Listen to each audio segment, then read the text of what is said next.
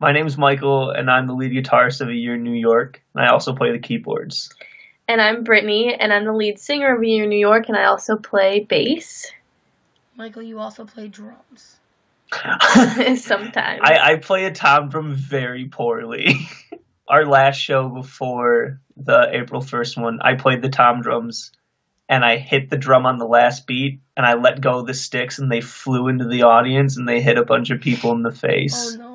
Who came up with the band name? Brittany and I were in a band before we were in a band with our drummer, our current drummer, Zach. And we had been jamming out, and we were sitting around, we were like, we need a band name, and nothing was sticking at all. Mm-hmm. And then we were thinking, people always make a joke, like in the music industry, if you want to get really big, you go to New York, you go to California, and you cut an album, and you tour around there. So we were like, oh, we're New York people, if we had to pick one. And then I think it was either Brittany or Zach, I don't remember 100%, who said we should just be called AYiNY New York. And it just stuck, so we went with it. So what exactly or who exactly inspired you guys to be in a band or to start a band? I got my guitar when I was younger, and I started out playing like a bunch of rock music, which was always, that's what everyone starts with, they play like AC/DC and like Led Zeppelin stuff. But once like we got into our instruments, at least for me, when I listened to the band Incubus for the first couple times, that's when I was like, okay, I want to be on a musical caliber similar to this one.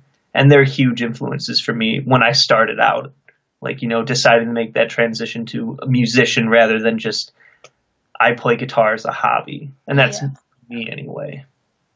If you had to genreify yourself or classify yourself as a genre, what genre would that be? I normally tell people, because it's a stuck in the box question, like you were saying.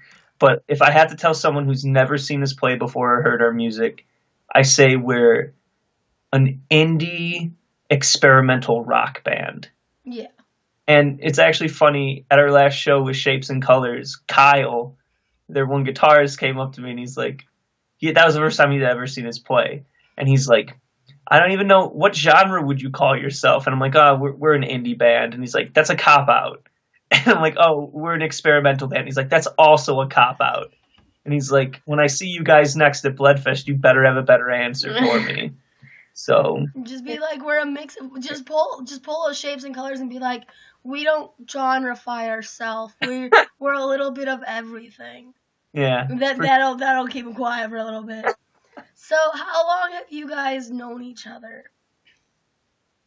Okay. I've known Brittany since we were like 6. Yeah. Because my mom... Honestly, I thought you two were brother and sister when I first met you. I was like, okay, that's kind of adorable, but I don't know, and I'm not going to say anything. Even the girl that I was with, she was like, are they brother and sister? Are they not? And I'm like, I don't... You got me. Nope, we're not brother and sister. For sure, no. We've known each other for a really long time, but definitely not brother and sister. Am I getting the hint at a different pairing of things? Yes. Yeah, that's what I was going for next. I was like, okay, they're either dating, they're brother and sister. It's one of the two. Yeah. We've been together, it'll be 9 years this year. So. Aww. Yeah. So how did you guys meet? Again, like my mom, we met really young because my mom runs an at-home daycare service. And when Brittany was younger, her mom took Brittany to my mom's daycare. So we grew up being friends, and like we grew up playing music together. And then I met Zach going to school. Yeah. And same thing. I've known that kid since we were like, I think 10. Yeah. So we've known each other all for a pretty good long time. When did you guys form your band? This one was formed the spring of our senior year in high school. So that was 5 years ago. Yeah, about 5 years ago. But it's 6 years ago. The thing, like when people always ask us that question, it's very strange because they're like, how long have you guys been a band? Because not that many people have heard of us up until the last couple of years.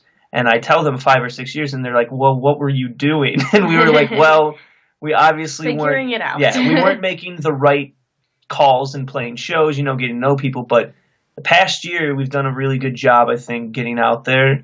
And also, I like that people aren't recognizing us until now because we've really had a chance to solidify what kind of music we wanted to write. So if this is everyone's first impression of us, I think that's perfect because I love the music that we're writing currently. Yeah. So do you guys currently have a record label, or are you independent as of right now? We're independent as of right now. That's something we'll probably look into in the near future, definitely. Because I think we definitely can make the right moves to head towards that point. So we'll see.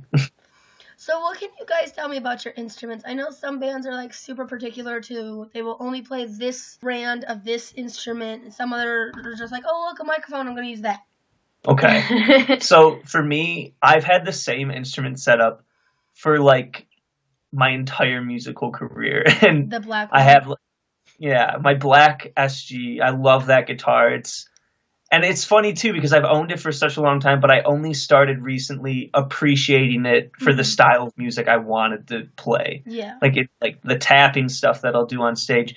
My guitar's like built for it. It's perfect, and I didn't even know till the last couple of years that it was the right choice.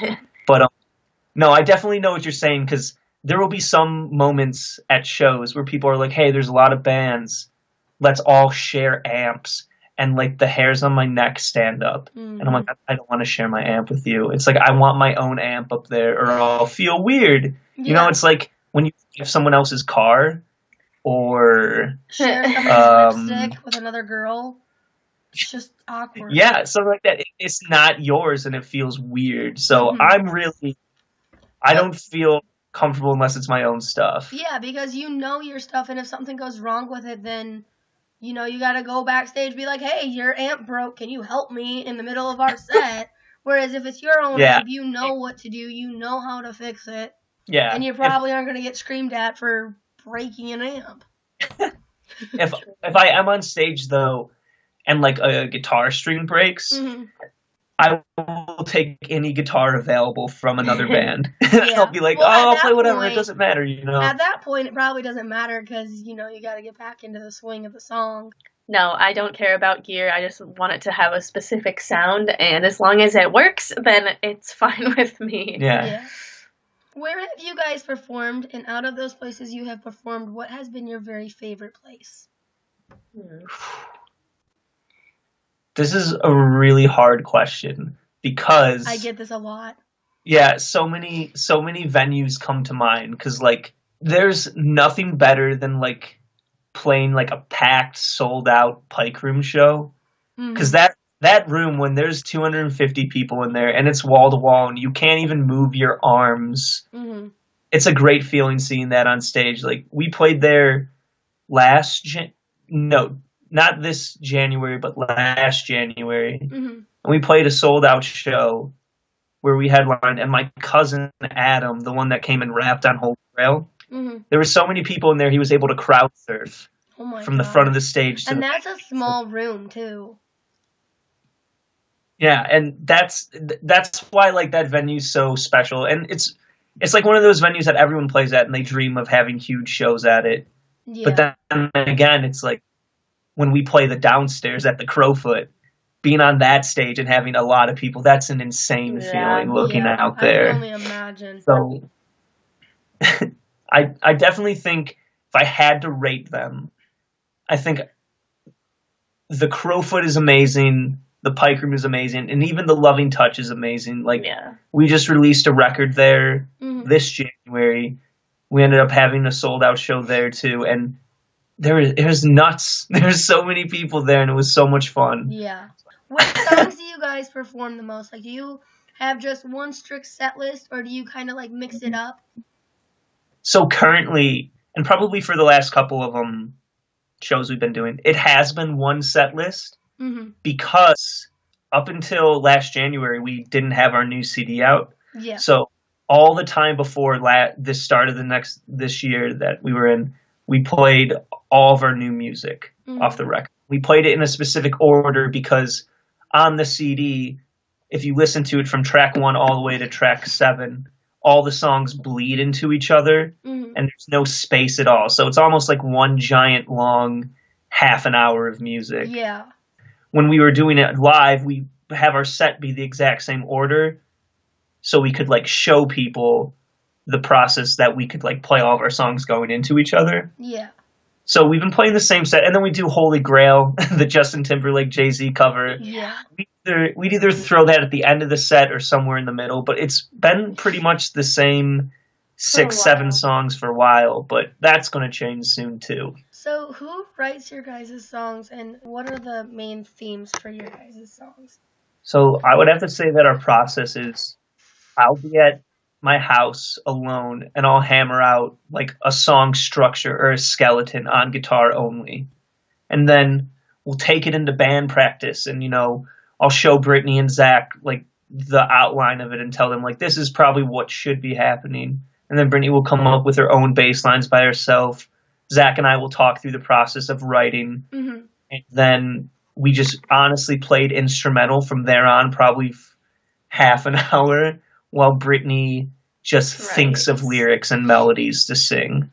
Yeah. And who do you think musically do you like to look up to when you write your lyrics? Lyrically? Yeah. Or melodically. Just encompassing it all. I don't know. That's hard. Inspiration from like any books I'm reading and like shows and stuff. So theme wise, we can go all over the place, and it has to do with like a lot of the stuff on this record was like kind of aimed towards like depression and stuff like that. Mm-hmm. Just because, working through that kind of stuff, that's what you end up writing about and stuff like that. And it kind of helps, like, if you think about it, it kind of helps your fans, too. Like, it shows that if you can overcome that, then so can they. And that's really important. So, how has your guys' music evolved since you first started playing? I think it's evolved a lot, actually. Because, like, if you take a look, or I guess if you take a listen to our first record, it's called Philosophy of Time, and it was just this little EP. Mm-hmm. And it has instances, like, it's more, like, drivey and heavy and exciting from the get-go. But then, like, if you really take a look at the album, there's a few songs that are really quieter, they're more sensitive. Yeah.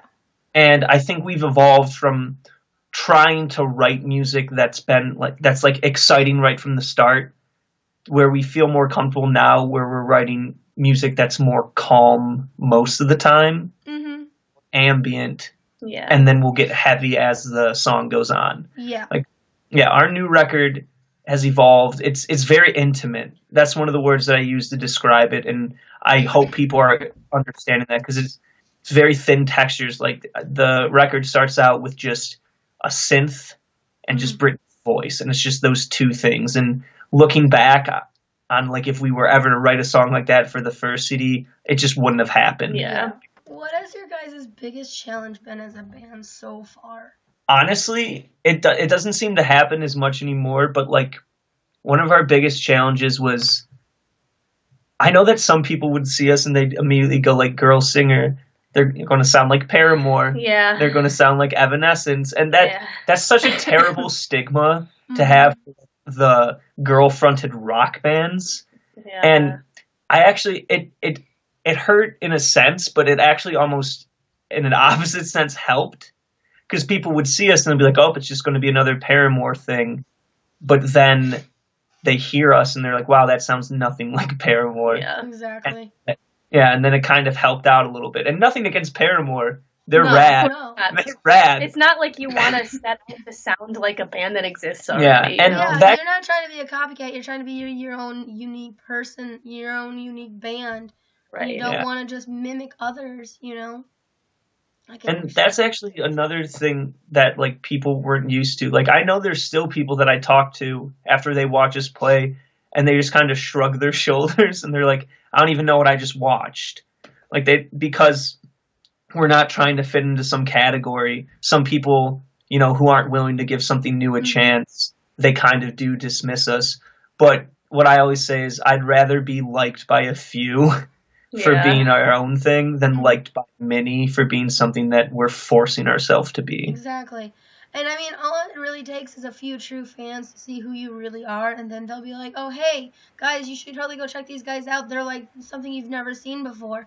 It's been fun. Like, we've been staying true to what we wanted to do, and the more and more, like, I'll go online or whatever, and I'll look at, like, we'll get mentioned in a comment, like our band, and will alert me, and then I'll go, and it'll be people I don't even know just talking about us over Facebook. And I'm like, oh, that's a really cool feeling. Or, like, when we got announced as part of being Bloodfest this year, I remember Brittany said she was looking at Twitter, and there were people talking about us on Twitter that from, like, Midland, where we've never even been as a band to play in, who have just, like, you know, latched on to us, and that's so cool. Yeah. Like, what advice do you guys have for people who want to start their own bands but are too scared that it won't work out?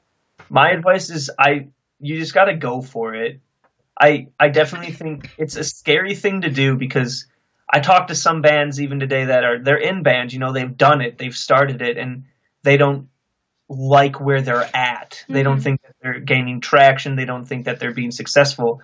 And I think just like the thing for people who want to start out, or even someone who's in a band now, it's like you just have to go out there and be as honest as you can. Yeah. Especially like when you're writing music and when you're on stage. Because I know some bands that you go and you watch them play, and it's like you watch their stage presence, and there's someone completely different than the person you were talking to 5 minutes before they got up there.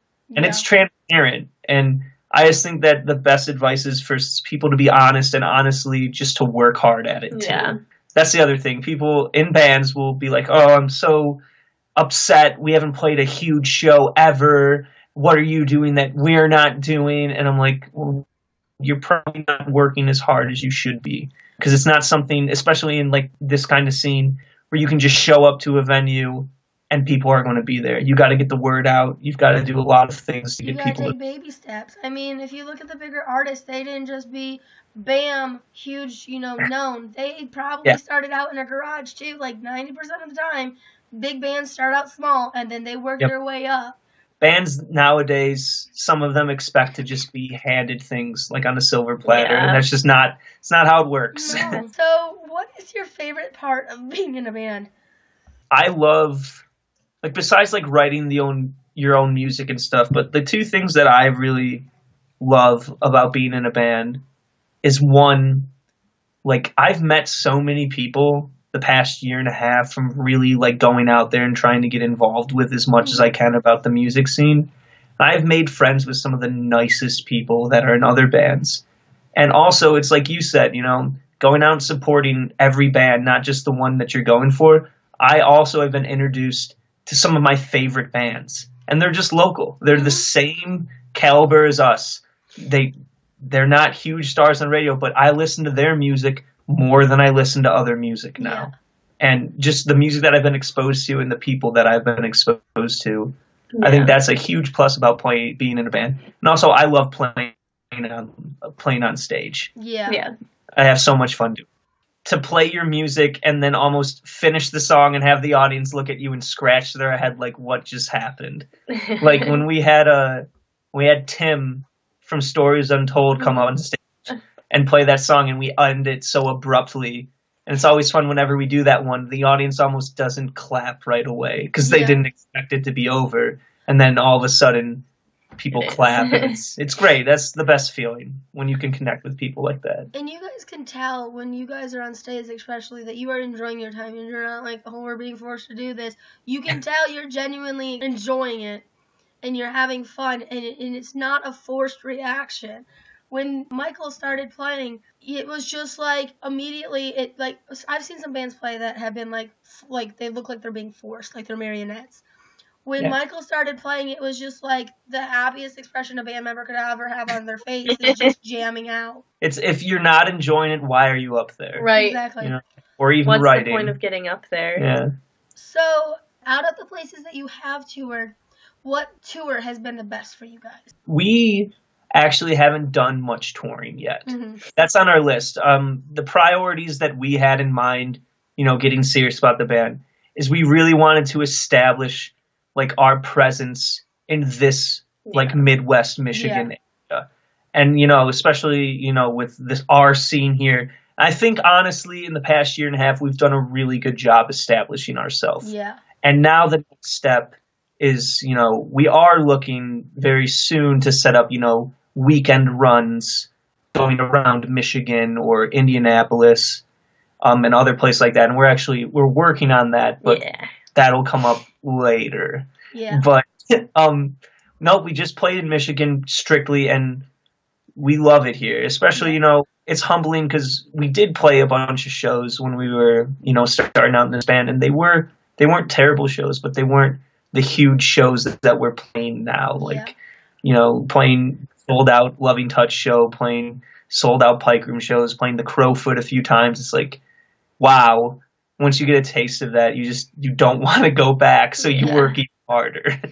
What is your guys' before and after show warm up or cool down? Starve, usually. Okay, it's always starve because you had breadsticks. Pre-show ritual. Oh, I started doing one kind of as a joke, though. So whenever I sound check my mic the last couple of shows, I scream at the top of my lungs, check. Like I'm in a scream. You made me fall off my chair when you did that, and it scared the living crap out of me. I think it is a pre-show ritual because I just started doing it at like a lot of our like most big shows, and it's funny because people know who we are now. They know that I don't scream, so it's like I'll do it and people will laugh, but then people who don't know us will be like, "What did that boy just do?" And I think that's my ritual: screaming before the show starts. Oh, well. I love it. I don't think I have anything. Just kind of chill until I realize that we're going to go on and then start freaking out and then just get up there and do it. Okay. See, this is getting harder to do. This is one that I had, but it's harder to do because we're getting to know so many bands now that we're playing with the same bands at shows, or at least I know everyone. But one of my rituals would be when we were done playing with a band locally, I would buy one of their CDs who I didn't know. Mm-hmm. And that's what I would listen to on the way home. Because I'd see everyone play. If I'd never heard your music before, it's like I want to take something home because, again, support is so important. And then I guess that's my after-show ritual is to listen to some new music from new local friends and hopefully pick up on something that they're doing that we're not and just become better musicians. So what is your favorite memory been with the band so far? We just played our release show and we sold out the Loving Touch. Yeah. And I know that's super recent and it's not much of a memory anymore yet. Yes, but it's it was such a, it was like, when it was coming down to the wire and we were selling the tickets and people were like talking to us about it. And it's like, okay, there's a chance that this thing might sell out. We've been waiting to put this record out since like a year ago. Yep. Is this going to happen? And it did. And it was like, honestly, it was validating, if anything. It was incredible. Yeah. Like the feeling of having so many people there, like to actually come see us, even if it was just like hype from it being the release, like going out on the stage and seeing that many people like there and paying attention and enjoying it was like really, it felt really cool. And I like, even though it was really recent, that's like one of my favorite times. Yeah. Okay, so if you guys have any last words about any upcoming shows, any new things you want to announce before we do some really fun questions, and then we'll close it up. Okay.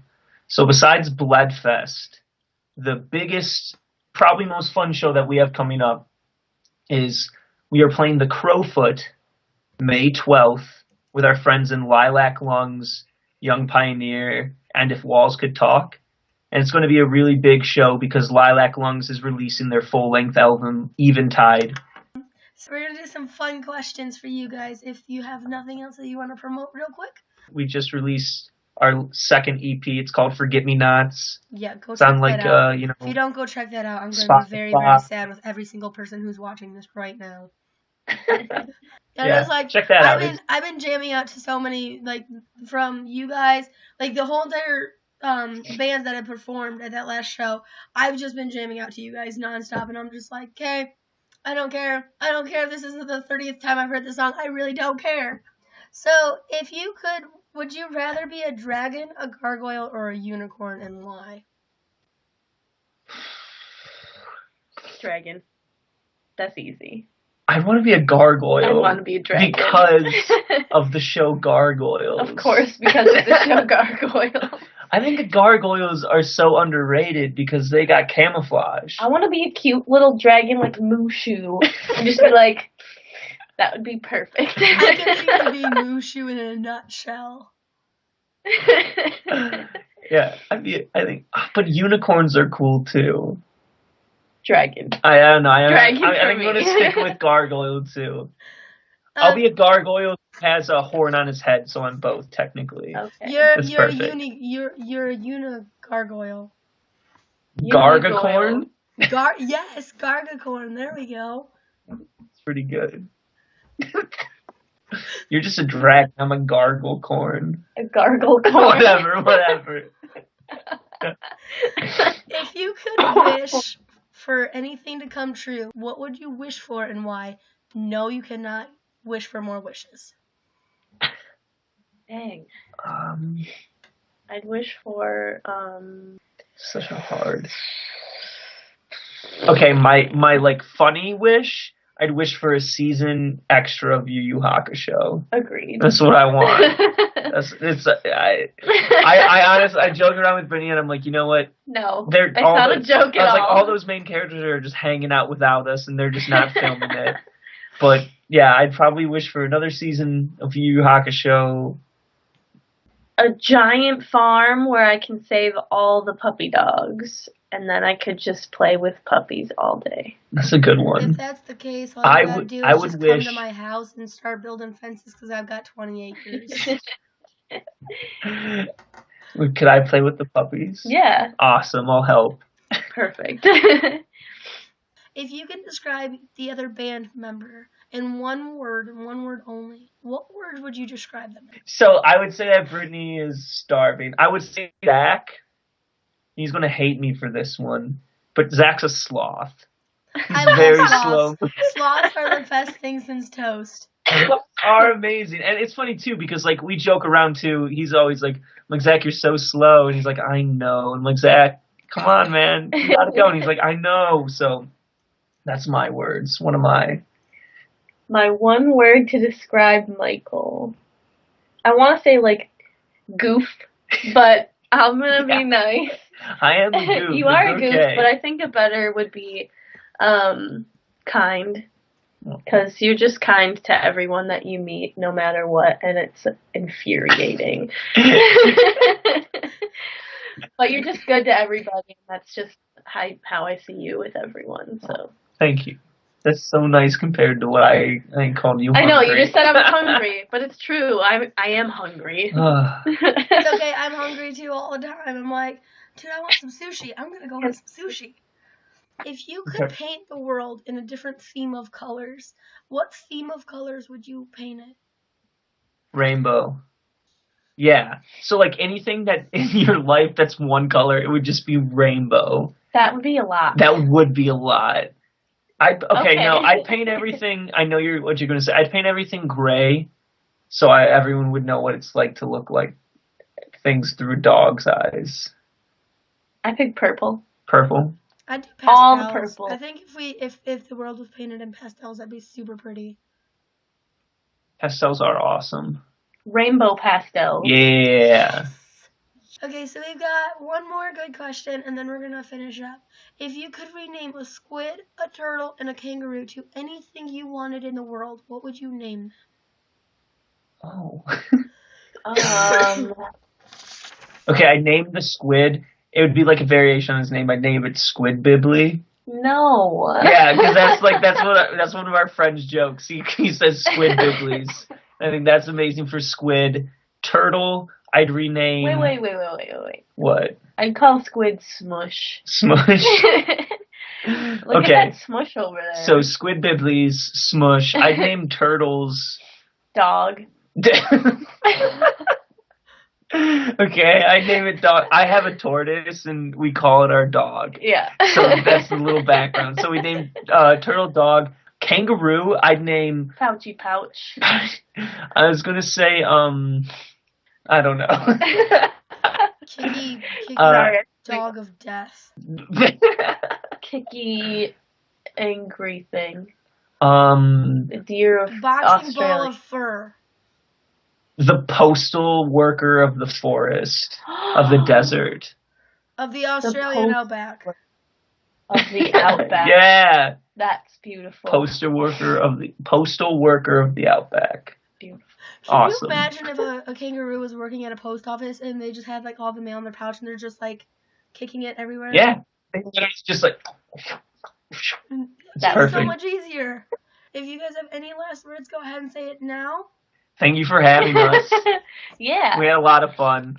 I think we're good. Thanks again for having us.